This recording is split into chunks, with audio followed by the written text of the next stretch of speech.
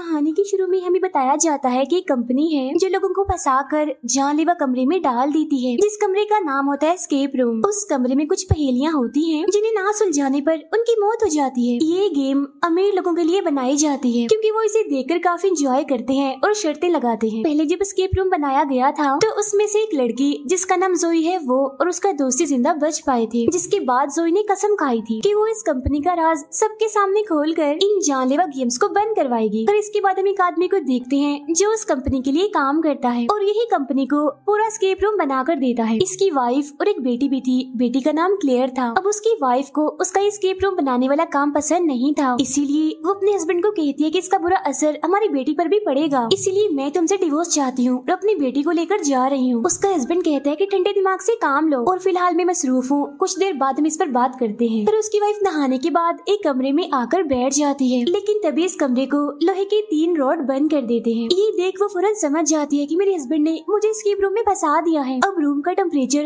तेजी से बढ़ने लगता है, जिस वजह से गर्मी की शिद्दत भी वहाँ पर बढ़ती जा रही थी। वो दरवाजा खोलने का कहती है लेकिन आगे से कोई जवाब नहीं आता। अब भाप की वजह से शीशे पर एक पहेली दिखती है जिसका जवाब पत्थर था। तब वो वहाँ पड़े हुए पत्थरों को देखती है जिसमें से उसे एक मगनातीस मिलता है, जिसे देख वो फौरन समझ जाती है कि इस मगनातीस के जरिए उसे वो तीनों लोहे के रॉड दरवाजे पर से हटाने हैं। तो वो एक एक करके रॉड हटाने लगती है, लेकिन कमरे का टेम्परेचर 240 डिग्री से भी बढ़ता जा रहा था, जिसकी वजह से उसकी जल्दी पिघलने लगती है और आखिरी रॉड हटाने से पहले ही इतनी गर्मी की वजह से उसकी मौत हो जाती है। अब कुछ सालों बाद हम देखते हैं कि उन दोनों की बेटी इनी क्लेयर अब बड़ी हो चुकी है। उसके डैड ने उसे एक कमरे में बंद करके रखा हुआ है क्योंकि वो भी अपने डैड की तरह एस्केप रूम बनाने में काफी माहिर है, इसीलिए अब उसके डैड उसी से ही एस्केप रूम बनवाते हैं। अब यहाँ क्लेयर के डैड को इस बात का भी काफी गुस्सा था कि जोई उनकी गेम से जिंदा बच गई थी, इसीलिए अपनी बेटी को मुश्किल से मुश्किल एस्केप रूम बनाने का कहते हैं ताकि इस बार जोई बच ना पाए। दरअसल इस बार भी उन्होंने जोई के लिए जहाज में एस्केप रूम बनवाया है क्योंकि वो जानते थे कि वो जहाज के जरिए ही न्यूयॉर्क आने वाली है। अब हम जोई और उसके दोस्त को एयरपोर्ट पर देखते हैं क्योंकि ये उस कंपनी का पर्दाफाश करने ही न्यूयॉर्क जा रहे हैं, लेकिन जोई को यहाँ कुछ गड़बड़ लगती है, इसीलिए वो जहाज से जाने के लिए मना कर देती है, जिससे उन दोनों की जान बच जाती है। अब ये दोनों गाड़ी के जरिए ही न्यूयॉर्क के लिए निकल पड़ते हैं। रास्ते में एक होटल में रात गुजारते हैं जहाँ जोई के दोस्त को ऐसा लग रहा था जैसे वो अभी भी एस्केप रूम में है, लेकिन हकीकत में ऐसा कुछ नहीं होता, वो बस उसका बुरा ख्वाब था। अब ये लोग एक जगह पर जाते हैं जहाँ एक चोर जोई की चेन छीन कर भाग जाता है। दोनों उसका पीछा करते करते एक स्टेशन पर आ जाते हैं। वो चोर इन दोनों को एक ट्रेन में फंसाकर वहाँ से भाग जाता है। अब यहाँ जोई को कोई गड़बड़ लगती है क्योंकि ट्रेन में सिर्फ 6 लोग ही बैठे हुए थे। वो ड्राइवर का केबिन चेक करने जाती है लेकिन वहाँ पर भी कोई नहीं था और उसका दरवाजा बंद था। अब इनका डब्बा बाकी ट्रेन से अलग होकर कहीं दूसरी जगह पर जाने लगता है। सभी काफी घबरा जाते हैं। फिर ये डब्बा एक खाली पड़ी हुई सुरंग में जाकर रुकता है। जोई का दोस्त ट्रेन का दरवाजा खोलने की कोशिश करता है लेकिन वो बंद था। यहाँ जोई और उसके दोस्त को ये बात समझ आ जाती है कि उस कंपनी ने आखिर इन्हें ढूंढ ही लिया और यहाँ फंसा दिया। मगर और हैरान करने वाली बात ये थी कि ट्रेन में मौजूद बाकी जो 4 लोग हैं वो भी पहले इस जानलेवा गेम को जीत चुके हैं, यानी अब ये इन सभी चैंपियंस की गेम है। फिर कुछ मशीन्स के जरिए पूरे ट्रेन में करंट फैला दिया जाता है, यानी कि अब ये लोग किसी भी लोहे की चीज को हाथ नहीं लगा सकते थे। एक लड़के को सीट के नीचे एक बैग मिलता है जिसके अंदर से तौलिए और दरवाजा खोलने वाला हैंडल निकलता है। इस हैंडल के जरिए ये ड्राइवर वाले केबिन को खोल लेते हैं। अंदर इन्हें एक टोकन मशीन मिलती है जिसके अंदर 9 टोकन्स डालने थे। इसके ऊपर लिखा हुआ था कि पोस्टर्स की गलतियों को ढूंढना होगा। ये लोग एक पोस्टर को देखते हैं जिसमें से ए गायब था। अब ऐसे करके ये लोग बाकी स्पेलिंग्स की गलतियों को भी ढूंढने लगते हैं। जोई देखती है कि ट्रेन के ऊपर टोटल 26 हैंडल्स लगे हुए हैं और ABC में भी 26 लफ्ज होते हैं। मतलब ये है कि जो जो लफ्ज गायब हैं उन्हीं लफ्जों के हैंडल्स को खींचना है। एक लड़की को बैग में से रबड़ का काफी बड़ा सा टुकड़ा भी मिलता है जिसे काट कर ये आपस में बांट लेते हैं ताकि लोहे के उन हैंडल्स को खींच सके और इन्हें करंट ना लगे। जोई एक हैंडल खींचती है जिसमें से टोकन बाहर आता है, जिससे वो टोकन वाले डब्बे में डाल देती है। इसके बाद ये लोग सभी गायब लफ्जों के हैंडल्स खींच रहे थे जिसमें से एक के बाद एक टोकन निकल रहे थे, लेकिन हैंडल खींचने की वजह से वहाँ करंट बढ़ता ही जा रहा था। अब एक लड़की को आखिरी 3 गायब लफ्ज मिल जाते हैं, लेकिन इससे पहले कि वो इस बारे में किसी को बताता, गलती से वो लोहे के पाइप को पकड़ लेता है और करंट लगने की वजह से उसकी मौत हो जाती है। जोई देखती है वहाँ वेलकम बैक लफ्ज बन रहा है, जिसकी आखिरी 3 गायब लफ्ज वो बाकियों को बताती है। जोई का दोस्त जल्दी से उन हैंडल्स को खींचता है और टोकन्स निकलने पर मशीन में डाल देता है। ऐसा होते ही वहाँ एक रास्ता खुलता है जिसके जरिए ये सब वहाँ से निकल जाते हैं, लेकिन वो एक लिफ्ट में आ चुकी थी जो इन्हें जमीन के काफी अंदर ले जा रही थी। लिफ्ट के रुकते ही सब एक दूसरे को अपने अपने बारे में बताते हैं। इनमें से एक लड़का प्रीस्ट होता है, एक लड़की राइटर और एक नर्स थी। अब ये लोग लिफ्ट से निकलकर एक बड़े से एस्केप रूम में आ जाते हैं। इन्हें यहाँ से गुजरकर सामने बने दरवाजे में जाना था, तब वो राइटर लड़की बगैर सोचे समझे वहाँ जमीन पर पैर रख देती है, जिससे फौरन वहाँ लेजर चल पड़ती है, लेकिन किस्मत से कोई नहीं मरता। अब ये लोग उस राइटर लड़की को वहाँ से बाहर निकालते हैं क्योंकि उसने अपना पैर गलत टाइल पर रख दिया था। ऐसा होते ही लेजर वापस से बंद हो जाती है। तो अभी लोगों को 10 मिनट के अंदर अंदर उस दरवाजे के रास्ते जाना है, वरना वो दरवाजा बंद हो जाएगा। लेकिन अगर इन्होंने गलत टाइल पर कदम रखा तो लेजर इनको मार देगी। को यहाँ पर रखे लॉलीपॉप्स में से एक चाबी मिलती है। जोई उस चाबी को निकालकर काउंटर पार करके तिजोरियों वाली जगह पर जाती है। नर्स और राइटर को भी एक चाबी मिलती है, इसीलिए वो भी तालों को खोलने जाती हैं। जोई का दोस्त देखता है कि हर तिजोरी पर एक नंबर था, लेकिन एक तिजोरी ऐसी भी थी जिस पर नाम लिखा था, इसीलिए अब ये लोग चाबी से उसी तिजोरी को खोलने लगते हैं। तिजोरी के खुलते ही उसमें से बहुत सारे तेजदार हीरे बाहर गिरते हैं, जिन्हें छूते ही जोई की उंगली कट जाती है। दोनों लड़कियों को भी इस तिजोरी से खाली नोट मिलते हैं और फौरन ही बाद वहाँ एक एटीएम की लाइट जल जाती है और अब इन्हें इस एटीएम का कोड चाहिए था। जोई का दोस्त समझ जाता है कि अगर वो जोई का खून खाली नोटों पर डालेगा तो तब शायद उन्हें कोड मिल जाएगा। और अब जैसे नर्स नोटों को देने के लिए काउंटर पर चढ़ती है तो फिर से लेजर चल पड़ती है, जिसे डरकर वो नर्स वापिस से गिर जाती है। अब उसके गिरते ही लेजर भी बंद हो गई थी। प्रीस्ट वो नोट जोई को देता है, जिस पर खून लगाने से इन्हें एटीएम का कोड मिल जाता है। और जैसे वो इस कोड को एटीएम में डालता है तो तभी यहाँ 3 घड़ियां अलग अलग टाइम पर रुक जाती हैं। ये दरअसल उनके लिए इशारा था सही टाइल्स पर जाने का। घंटे वाली सुई ये बता रही थी कि इन्हें किस तरफ जाना है और मिनट्स वाली सुई का मतलब था कि कितने कदम चलना है। अब वो प्रीस्ट इन सुइयों के हिसाब से 12 कदम चलता है। साथ ही वो अपनी पिछली वाली टाइल्स पर लॉलीपॉप भी रख रहा था ताकि बाकियों को भी सही रास्ता पता चल सके, लेकिन वो सुइयों की मदद से सिर्फ आधा रास्ता ही पार कर पाता है क्योंकि अगली टाइल एक बटन की तरह दब जाती है और फौरन ही एक और तिजोरी सामने आती है और जिस टाइल पर वो खड़ा था उस पर भी एक पहेली लिखी आती है। तिजोरी को खोलने के लिए ये लोग घबराते हुए कोड ढूंढने लगते हैं, लेकिन इनके पास वक्त बहुत ही कम बचा था, इसीलिए वो प्रीस्ट गॉड के भरोसे पर ही आगे बढ़ने लगता है। बाकी लोग उसे मना भी करते हैं, लेकिन वो किसी की नहीं सुनता और एक गलत टाइल पर पैर रख देता है, जिससे लेजर फिर से चल पड़ती है। उसका सर हड़बड़ी में एक टेबल से टकराता है और वो बेहोश हो जाता है। दोनों लड़कियां उसका पैर गलत टाइल से हटाती हैं, जिससे लेजर फिर से बंद हो जाती है। वो राइटर पहले का मतलब समझ चुकी थी, इसीलिए उस तिजोरी की हैंडल को घुमाती ही रहती है, जिससे वो खुल जाती है। अब की बार उसके अंदर से एक नक्शा निकलता है। जोई उस नक्शे को लेकर वहाँ दीवार पर लगे एक डिजाइन पर रखती है, जिससे अब इन्हें बाकी का आधा रास्ता भी मालूम हो जाता है। जोई यही रुककर बाकियों को आगे का रास्ता समझाती है, जिसके बाद ये बेहोश पड़े प्रीस्ट को भी लेकर वहाँ से निकल जाते हैं। जल्दी से जोई भी भागकर दरवाजे की तरफ जाती है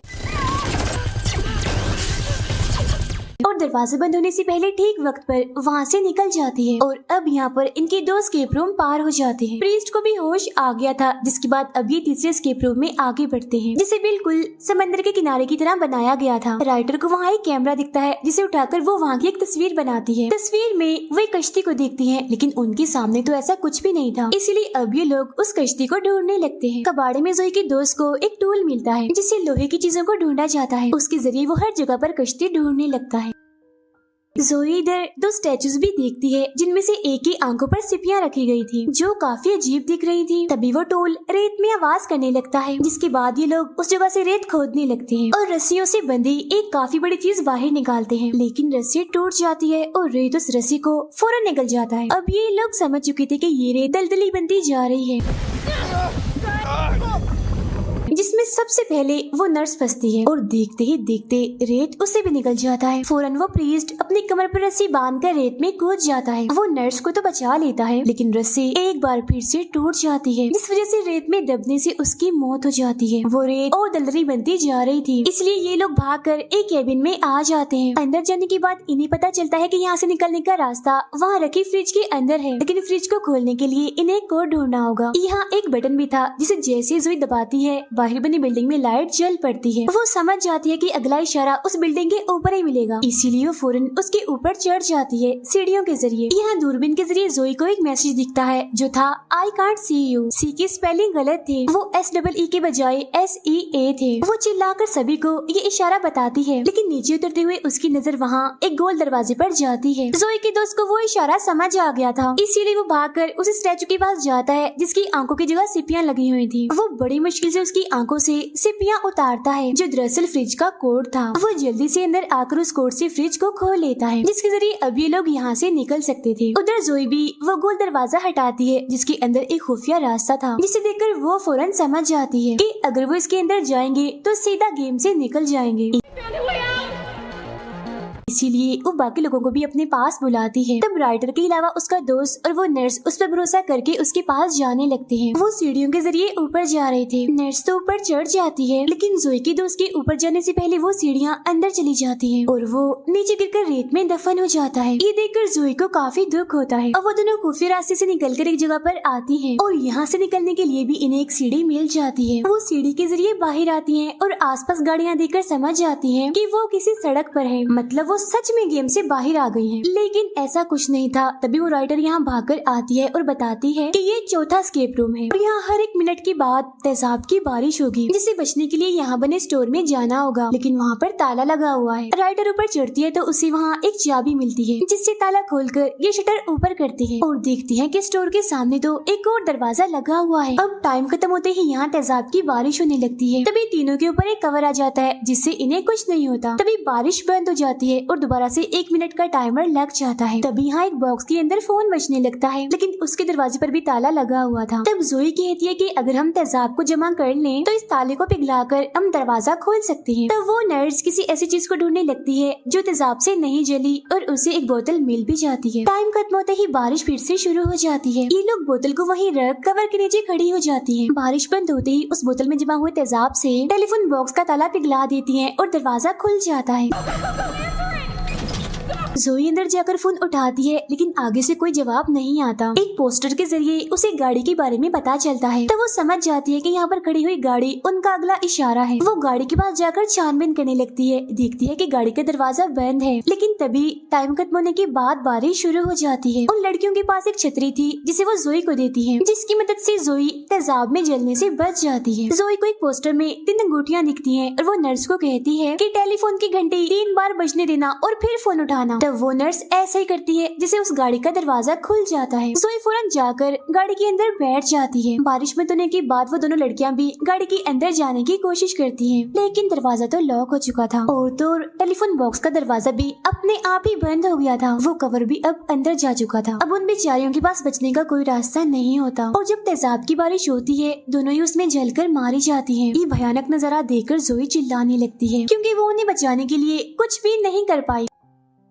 तभी उसके नीचे से सीट खुल जाती है और जोई कहीं चली जाती है। उधर एस्केप रूम बनाने वाले इन्हीं क्लेयर के डैड को गड़बड़ लगती है, क्योंकि जिस आखिरी एस्केप रूम में जोई ने आना था वो वहाँ नहीं आई बल्कि कहीं और ही चली गई। तब वो समझ जाता है कि जरूर मेरी बेटी क्लेयर ने जोई को बचाने के लिए ये गड़बड़ की है। उधर क्लेयर का दोस्त जोई को अपने साथ ले आया था। यहाँ जब जोई क्लेयर को देखती है तो समझ जाती है कि ये एस्केप रूम बनाती है। क्लेयर जोई को बताती है कि ये सब कुछ मैं अपने डैड के कहने पर ही कर रही हूँ। जब से मेरी माँ की मौत हुई है मेरे डैड ने मुझे यहीं इस कमरे में कैद कर दिया है। मैंने तुम्हें यहाँ तक इसीलिए बुलाया ताकि तुम मेरी मदद करो, मुझे इस कमरे से निकालो। लेकिन जोई कहती है मुझे तुम पर भरोसा नहीं है, मैं तुम्हारी मदद क्यों करूँ। तो वो कहती है कि समंदर के किनारे वाले एस्केप रूम में मैंने गड़बड़ कर दी थी। इन्हें जब तुम्हारा दोस्त रेत में धंस गया था वो मरा नहीं बल्कि जिंदा है, सही सलामत है और एक कमरे में है जहाँ वो बिल्कुल ठीक है। लेकिन तभी वो देखती है कि क्लियर के डैड के लोग उसे ढूंढकर आखिरी एस्केप रूम में डाल देते हैं, जो कि एक टेम्परेचर वाला कमरा था। तब जोई का दोस्त इस कमरे की पहेली सुलझाने में लग जाता है, लेकिन अगर उसने जल्दी ना की तो वो भी क्लियर की माँ की तरह गर्मी से मारा जाएगा। क्लियर जोई को बताती है कि मेरे डैड के कंप्यूटर के जरिए मैं तुम्हारे दोस्त को बचा सकती हूँ, लेकिन उसके लिए मुझे इस कमरे से निकलना होगा। तब जोई उसे बाहर निकालने के लिए दीवार पर बनी पहेली सुलझाने लगती है, लेकिन हर सेकंड के साथ वो बदल रही थी तो उसे सुलझाना नामुमकिन था। क्लियर बताती है कि मेरे डैड ने कहा था कि मैं कभी भी खुद से इस पहेली को नहीं सुलझा पाऊंगी। तब जोई एक ऐसी जगह जाकर खड़ी हो जाती है जहाँ से क्लियर ना देख पाए। तब साइड से उसे देखने पर एक कोड मिलता है जिसके जरिए ये दरवाजा दरवाजा खोल लेते हैं और क्लेयर बाहर आ जाती है। लेकिन तभी यहाँ क्लेयर के डैड गन लेकर आ जाते हैं और अपनी ही बेटी का गला दबाने लगते हैं। लेकिन वो अपने डैड को धक्का देकर उसी कमरे में बंद कर देती है जिसमें वो खुद थी। फिर क्लेयर भागकर अपने डैड के रूम में जाती है और उनके कंप्यूटर से उस आखिरी एस्केप रूम को बंद कर देती है जहाँ जोई का दोस्त फंसा हुआ था और इस तरह से उसकी जान बच जाती है। जोई क्लेयर से पूछती है कि मेरा दोस्त कहाँ है, जिस पर वो बताती है कि उसी बिल्डिंग में जहाँ तुम लोग सबसे पहले गए थे और तुम्हारे सारे एस्केप रूम उसी बिल्डिंग में खेले गए हैं और गेम बनाने वाले सभी इंसानों को मैंने वहाँ बंद कर दिया है ताकि तुम सबूतों के साथ उन्हें पुलिस को पकड़ा दो। मैं भी अपने डैड को खुद पुलिस के हवाले कर दूंगी। जोई गाड़ी लेकर उस बिल्डिंग तक पहुँचती है जहाँ पुलिस और एम्बुलेंस पहले से ही मौजूद थी। गेम में मरने वालों की लाशें भी निकाल ली गई थी और गेम कंट्रोल करने वालों को भी पुलिस ने गिरफ्तार कर लिया था। जोई को भी उसका दोस्त मिल जाता है। इसके बाद क्लेयर अपने डैड के पास आती है और अब हम यहाँ क्लेयर का असली चेहरा देख पाते हैं कि वो कितनी खतरनाक है। वो असल में बचपन से ही पागल है। जब वो छोटी थी तभी से उसे बुरी आदतें पड़ गई थी, इसे दूसरों को चोट पहुंचाना, सबके साथ बुरा सलूक करना और भी बहुत कुछ। लेकिन उसकी माँ उसे सुधारने के लिए एक मेंटल हॉस्पिटल में भेजने वाली थी, इसीलिए उसने अपनी ही माँ को उस टेम्परेचर वाले एस्केप रूम में फंसाकर मार दिया। जी हाँ, उसे क्लेयर ने ही मारा था। जिसके बाद अब वो यहाँ अपने डैड को भी मार देती है ताकि वो और ज्यादा खतरनाक एस्केप रूम बनाए और उसकी तारीफ हो। अब वो शुरू से ही काफी मासूम बनने की कोशिश कर रही थी, लेकिन वो इतनी पागल थी कि अपने माँ बाप को ही मार दिया। और इसी के साथ ये फिल्म यहीं पर खत्म हो जाती है।